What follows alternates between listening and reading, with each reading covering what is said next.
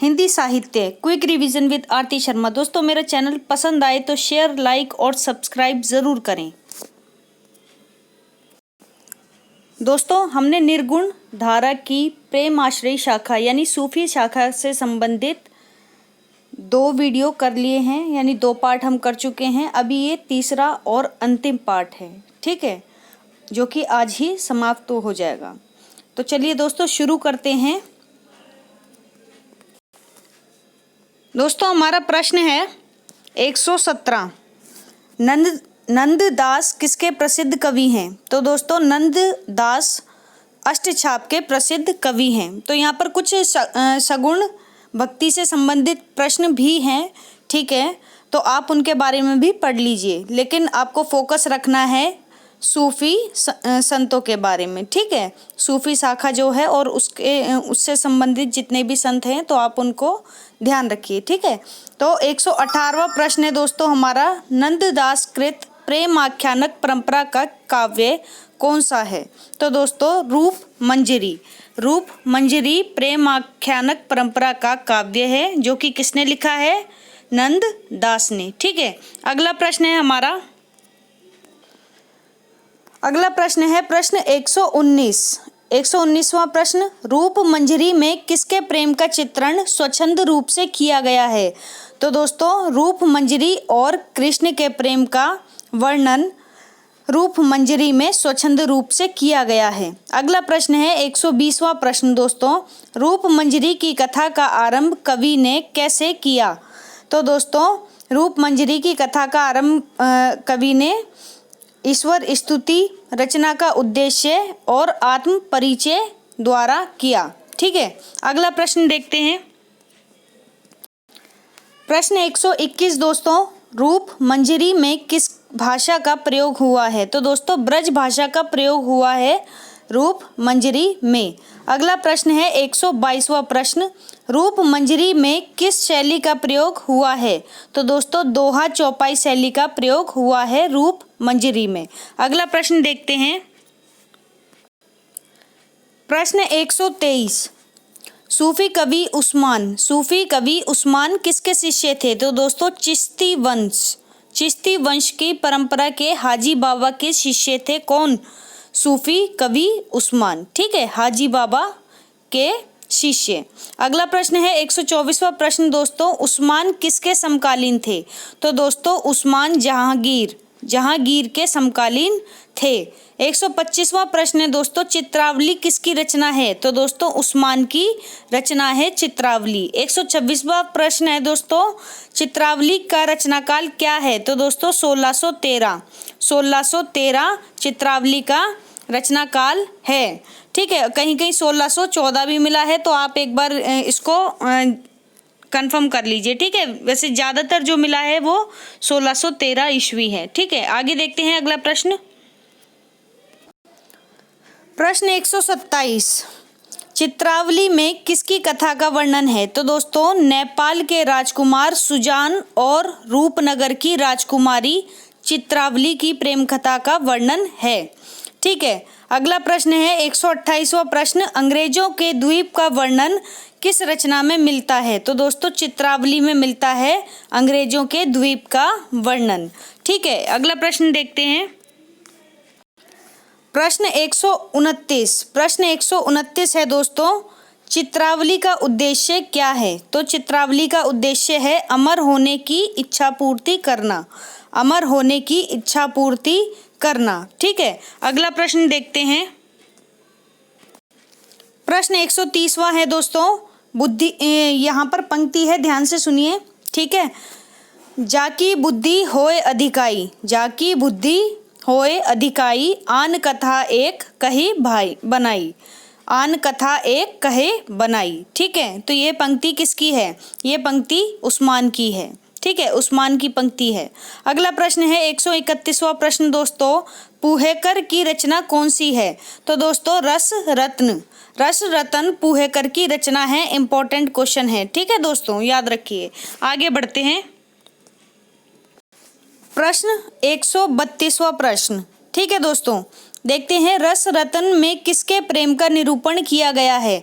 तो दोस्तों राजकुमारी रंभा और सोम के प्रेम का, राजकुमारी रंभा और सोम के प्रेम का निरूपण किया गया है रस रत्न में। प्रश्न 133वां है मंजन की रचना कौन सी है।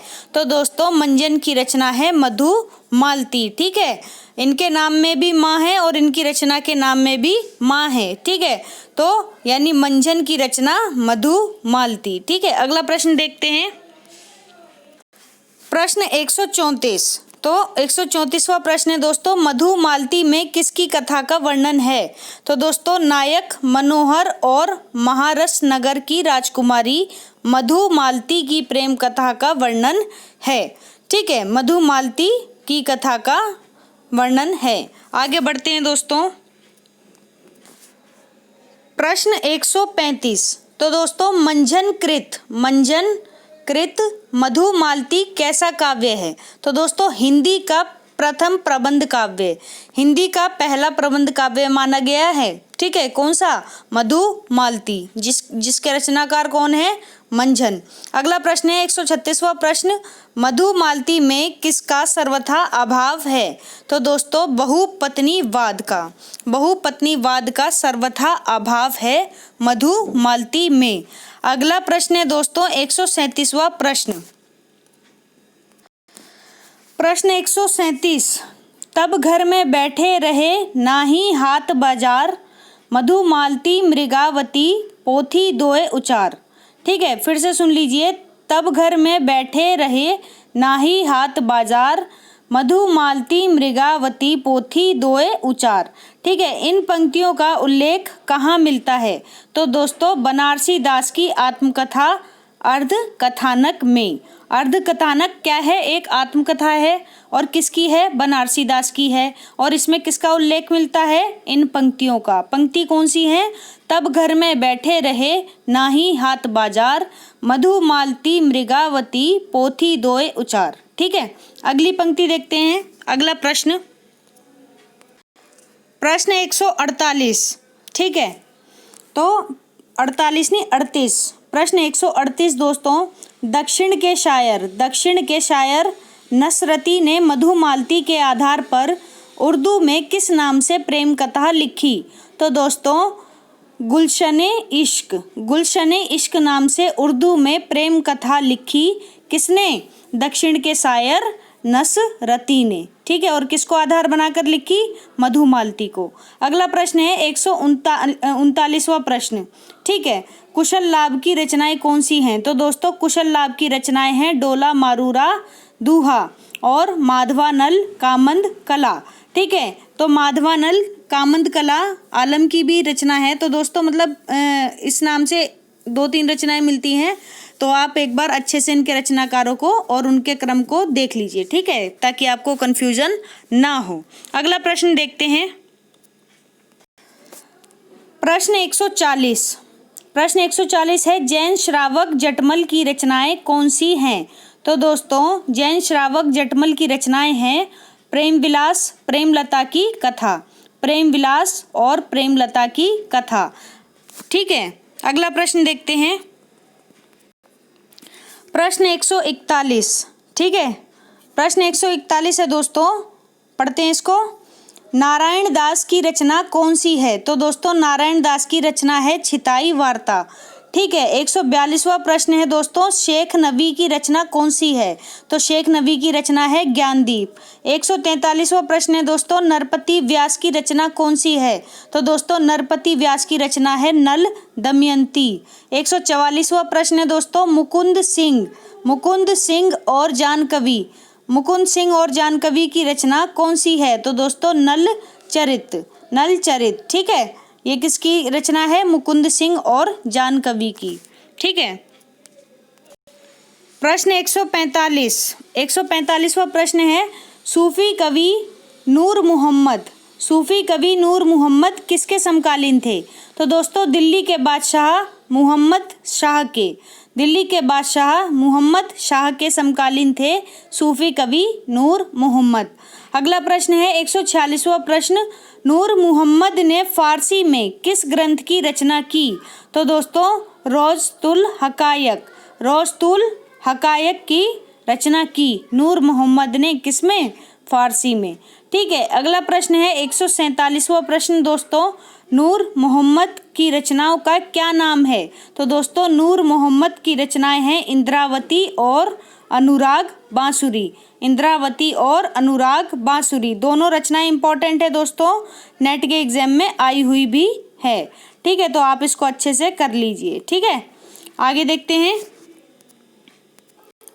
प्रश्न 148वां प्रश्न है दोस्तों, नूर मोहम्मद कृत इंद्रावती में किसका वर्णन है? तो दोस्तों नूर मोहम्मद कृत इंद्रावती में वर्णन है कालिंजर के राजकुंवर और आगमपुर की राजकुमारी इंद्रावती की प्रेम कहानी का वर्णन है। ठीक है, कालिंजर के राजकुंवर और आगमपुर की राजकुमारी इंद्रावती की प्रेम कहानी का वर्णन है। अगला देखते हैं दोस्तों 149वां प्रश्न, अनुराग बांसुरी का रचना काल क्या है? तो यहाँ रचना काल बताना है तो 1764 ईस्वी अनुराग बांसुरी का रचना काल है। ठीक है, ईस्वी याद रखिए दोस्तों, यहाँ पर लिखा नहीं है। ठीक है, प्रश्न 150 है दोस्तों, सूफी कवि नूर मोहम्मद ने अनुराग बांसुरी में दोहे की जगह किसका प्रयोग किया है? तो दोस्तों सूफी कवि नूर मोहम्मद ने अनुराग बांसुरी में दोहे की जगह प्रयोग किया है बरवई का प्रयोग। ठीक है, बरवई का प्रयोग किया है। तो दोस्तों ये मोस्ट इम्पॉर्टेंट क्वेश्चन है, आप इसको अच्छे से करेंगे। ठीक है, प्रश्न 151 है दोस्तों, भारतीय अद्वैतवाद में जो स्थान माया का है सूफी काव्य में वही स्थान किसका है? तो दोस्तों शैतान का स्थान है। ठीक है, फिर से सुन लीजिए, प्रश्न इम्पॉर्टेंट है। भारतीय अद्वैतवाद में जो स्थान माया का है सूफी काव्य में वही स्थान किसका है? तो दोस्तों शैतान का स्थान है। तो हमारा आज का वीडियो दोस्तों यहीं समाप्त होता है। अगर आपको मेरा वीडियो पसंद आया हो तो दोस्तों इसे शेयर करें, लाइक करें और मेरे चैनल को सब्सक्राइब करें। ठीक है, धन्यवाद दोस्तों।